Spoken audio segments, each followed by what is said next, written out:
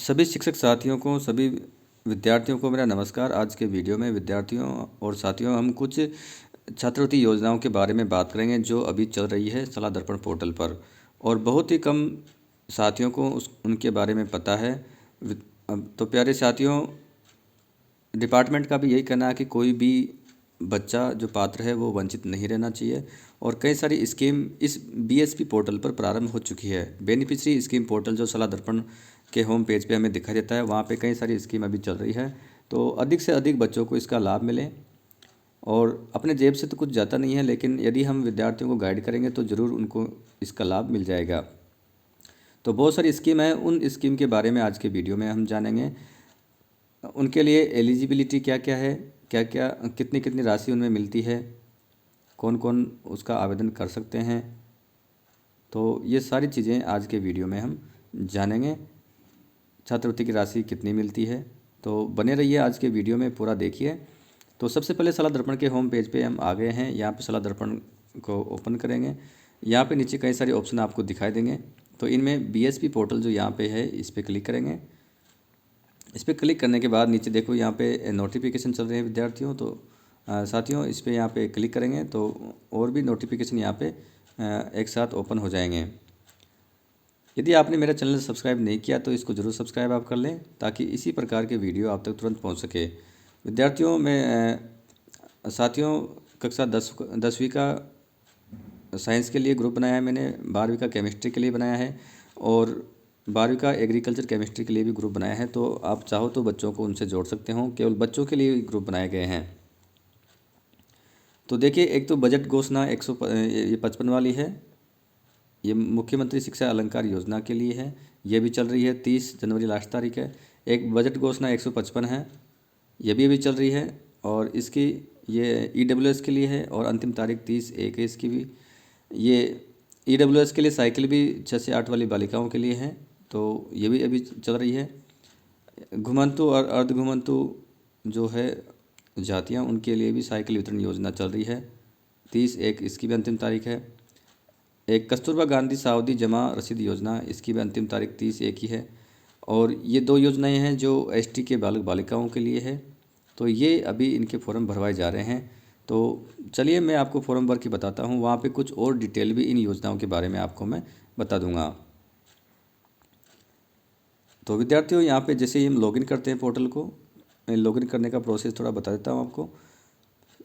यहाँ पे ऊपरी पर हमें स्कूल ऑफिस लॉगिन पे क्लिक करना है।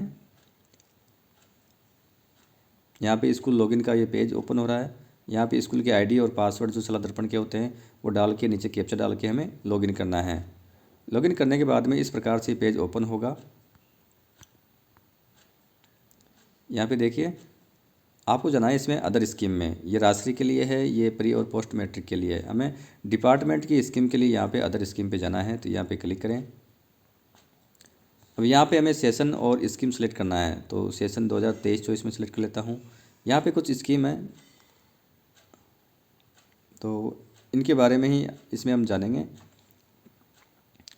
एससी के विद्यार्थियों के लिए ये सितंबर महीने में प्रारंभ हुई थी, एक प्रोत्साहन scheme for SC student scholarship.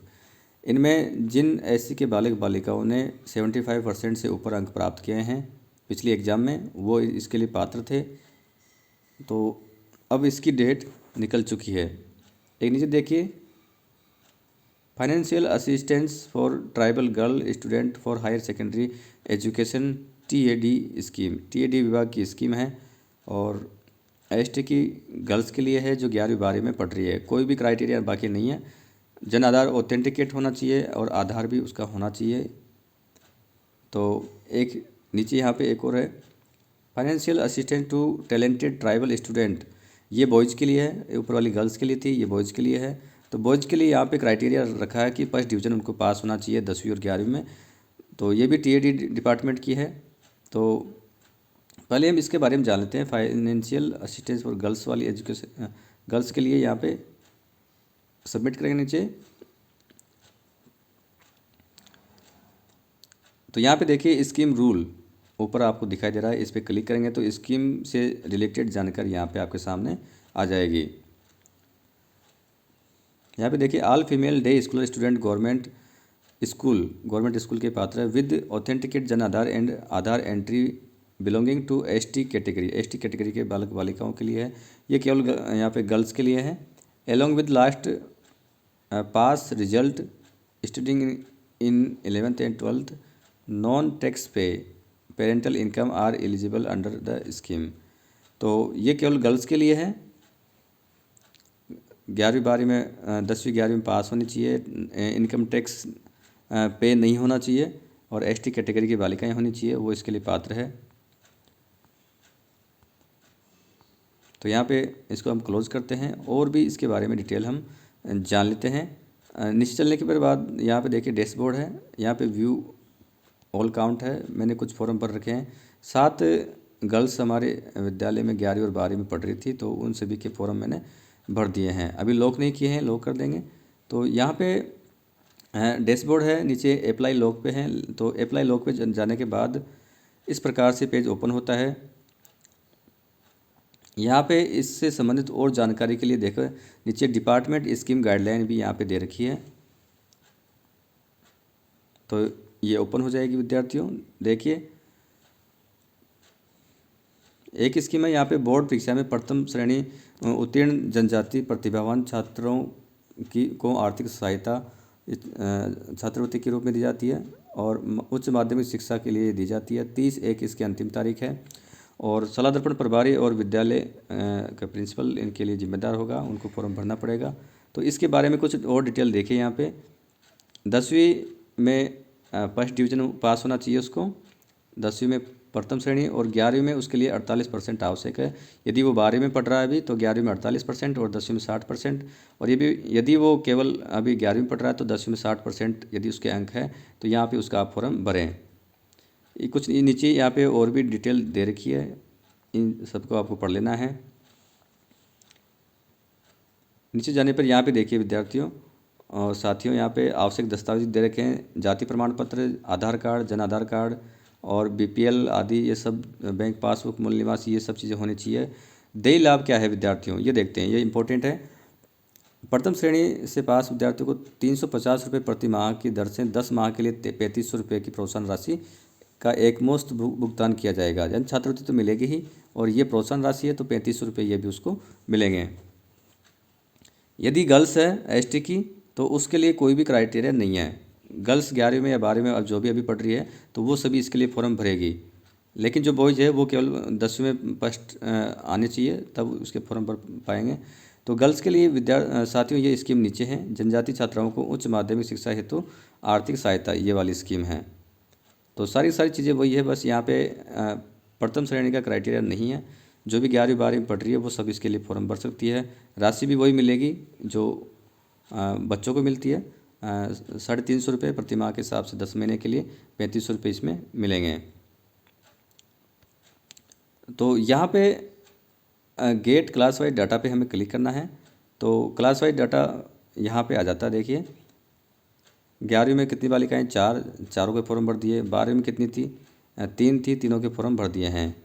यदि और डिटेल देखना चाहो तो इनको यहाँ से क्लास पे क्लिक करेंगे। तो अभी इसमें कोई भी फॉर्म नहीं है क्योंकि मैंने सबके फॉर्म भर दिए हैं।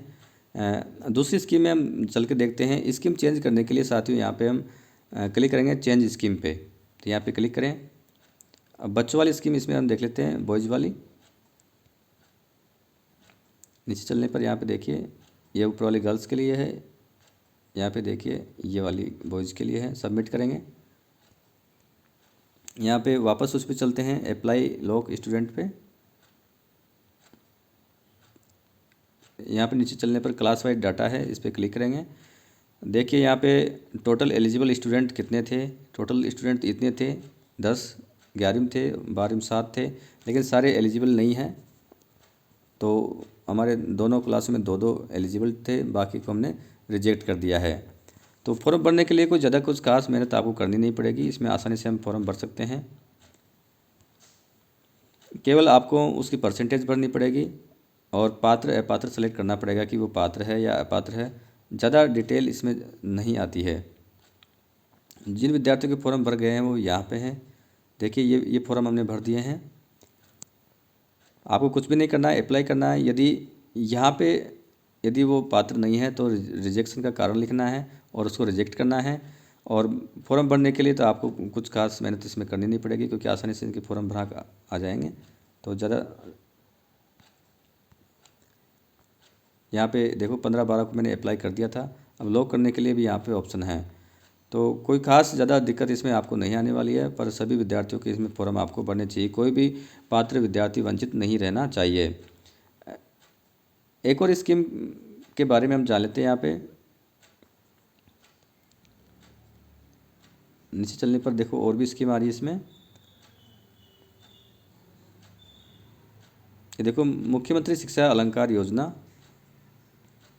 और बजट घोषणा 155। देखिए आर्थिक रूप से कमज़ोर के लिए बजट घोषणा 155 है, यहाँ पे सबमिट करेंगे। स्कीम के रूल यहाँ से हम देख सकते हैं। All student list given by board. अब यहाँ पे देखिए कुछ बोर्ड द्वारा सिलेक्टेड स्टूडेंट है जिनकी लिस्ट भी यहाँ पे मिल जाएगी आपको। With authenticate Jan Aadhaar of general category along with the last class passing result greater than और equal 75 with not more than 2.5 lakh की इनकम से ज़्यादा नहीं होना चाहिए। पेरेंटल इनकम ये होनी चाहिए और 75% से ऊपर उनके अंक होने चाहिए और बोर्ड द्वारा जारी लिस्ट में उनका नाम होना चाहिए। तो देखिए बोर्ड द्वारा जारी लिस्ट भी आपको नीचे मिल जाएगी इसमें। यहाँ पे अप्लाई पे जैसे ही क्लिक करेंगे नीचे चलेंगे। यहाँ पे देखिए check departmental provide student eligible list. इस लिस्ट को खोल के देखें, यदि आपके विद्यालय के बच्चों के नाम इसमें हैं तो उनके फॉर्म आपको यहाँ से भरने पड़ेंगे। यहाँ पे देखिए यहाँ पे गाइडलाइन तो ये है ही, ये गाइडलाइन पे क्लिक करेंगे कि इसको हम डाउनलोड भी कर सकते हैं, पर यहाँ पे अभी ये डाउनलोड नहीं हो रही है। फॉर्म भरने के लिए यहाँ पे टोटल स्टूडेंट की जो संख्या आ रही है इस पर क्लिक करेंगे तो बच्चों के नाम नीचे आ जाते हैं। सब में यही करना है आपको, ज़्यादा कुछ काम नहीं होता है। यदि वो एलिजिबल नहीं है तो यहाँ से रिजेक्शन का कारण सेलेक्ट करेंगे। जैसे कारण बहुत सारे यहाँ पे आते हैं, इनमें से कोई सा भी कारण सेलेक्ट करें और उसको रिजेक्ट कर दें। यदि रिजेक्ट नहीं करना है तो यहाँ से अप्लाई पे हमें क्लिक करना है, तो तुरंत वो अप्लाई हो जाता है। ज़्यादा कुछ मेहनत करने की इसमें आवश्यकता होती नहीं है। बहुत अच्छा काम कर रखा है। बस आपको अधिक से अधिक बच्चों को इनके लिए अप्लाई करवाना है। जो पात्र बच्चे हैं वो वंचित नहीं रहने चाहिए। तो धन्यवाद विद्यार्थियों, आज के वीडियो में बस इतना ही। नमस्कार।